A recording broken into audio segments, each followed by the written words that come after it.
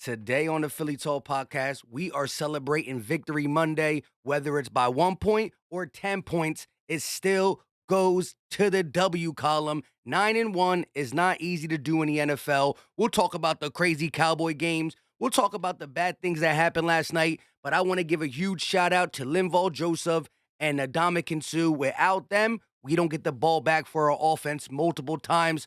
We're going to go through Baldy breakdowns as soon as we hit the intro. This is Philly Talk with Philly Mike. Talking sixes in the bird gang, that's I like. Competition, we ain't scared, yeah, that's what we like. Win or lose, you know we showing up and we gon' fight. You see we strive for the sky every day that go by. And every single week we screaming fly, eagles fly. This is Philly Talk with Philly Mike, yeah. This is Philly Talk with Philly Mike, yeah.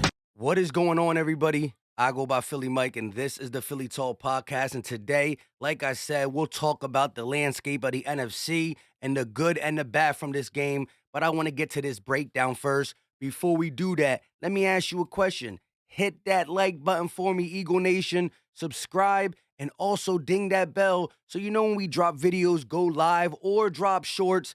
Follow me on TikTok, and there's a link in the description called the Chalkboard app. Over 420 people in there. We chop it up. Eagles Talk 24/7. Join. Android and iPhone users, welcome. Now let's get to this, right?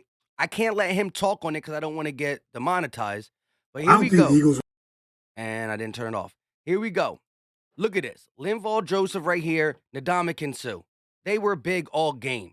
Look at Linval, stand him up. Ndamukong gets in there. It frees up Kaiser White to come back and make the tackle. When you got space eaters, it's easier for the linebackers. Look at this. Linval Joseph right here. Again, stands him up.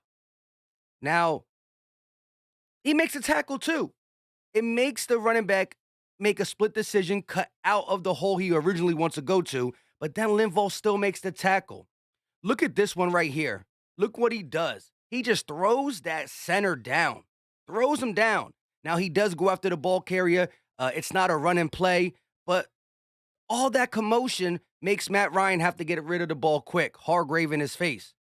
But the disruptive force of Ndamukong Suh and Linval Joseph was definitely on display. Linval right here, Ndamukong, look. This is the sack. Ndamukong beats the tackle. Linval beats the center, and it's bye-bye, Matt Ryan. Two guys with 325 plus pounds. Bang! Sandwich. That didn't feel good. Here you got Linval playing the true nose right in front of the center. Look at him. He just throws him to the ground. Talking about a guy who didn't have much gas left in Los Angeles. That's cap. Now again, the ball carrier got to go away from Linval because he breaks loose and he goes into a gang of Eagles. You got Milton Williams here. You got Linval right here. I think that's not. That's Suh over here too. Under center. This is a big play because if they score here, who knows what happens? Linval stands them up.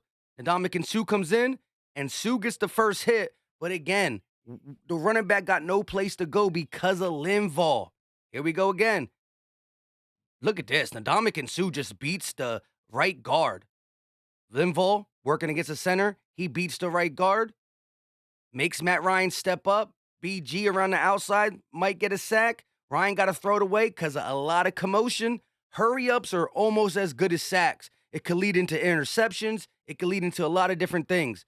But the disruptive force that we saw in game one after being in Philly in 3 days was amazing. Linval spoke and he said, I didn't think I was going to play that much, but the way the game went, there was running down situations all the time. I had to stay in. If we get up 2 touchdowns, we're not going to use Linval as much. He's not a pure pass rusher, although he looked pretty energetic yesterday against the Colts. They were big additions. Everybody said, there's a reason they're in free agency. Ndamukong Suh lost a step. Linval was on the 30th ranked Russian defense last year in LA. Didn't look like it to me. Eagle Nation, we're going to have a great rotation when Jordan Davis comes back with Fletch, Hargrave. Everybody looked more inspired. Fletch played some good snaps too. Hargrave, the determination of these two And now the fresh legs that we're always going to have on the field will pay dividends. Robert Quinn will come up. I know a lot of people are talking about where has he been. He will get his too. But Ndamukong Suh and Linval Joseph already felt stopping a run, crucial plays, and even pass rush. You've seen Suh playing edge at times. It looked good to me. Now, I do want to pull this up because let's look at the landscape of the NFC. The Eagles are 9-1, and we got some breathing room for that number one seed because my main goal is to make sure that the playoffs run through Philly. Playoffs got to run through Philly. The Vikings are now 1.5 games behind us. The Giants are 2 games behind us. They play us twice still. And the Cowboys are 2.5 games behind us. They play us once. They went ahead and mollywopped the Minnesota Vikings. And that's why I say the parity in the NFL is just wild, right? Cowboys lose to the Packers, 3-win team. Then they blow out the Vikings. I hate the Cowboys, but thanks for helping us get a little closer to home playoff games. There is time. And Cowboy fans were in this comment section talking about they're going to take the division in first round bye and blah, blah, blah.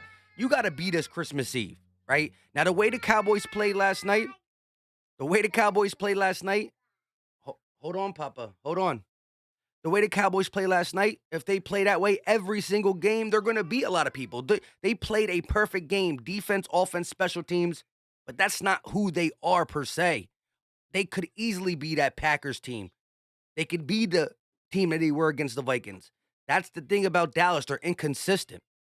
Now, I'm not going to sit here and say that the Eagles' offense the last 3 weeks has been something that I want to run off about. You know, against the Texans, against Washington, and against the Indianapolis Colts. In that time, though, we are 2-1. We have to get more consistent with not doing the bonehead plays, with doing some of the things we were doing in the beginning. Adjustments have to be made when you look at what the offense is providing. Lane Johnson said in his postgame on Jacob that teams are playing the Eagles differently. They are.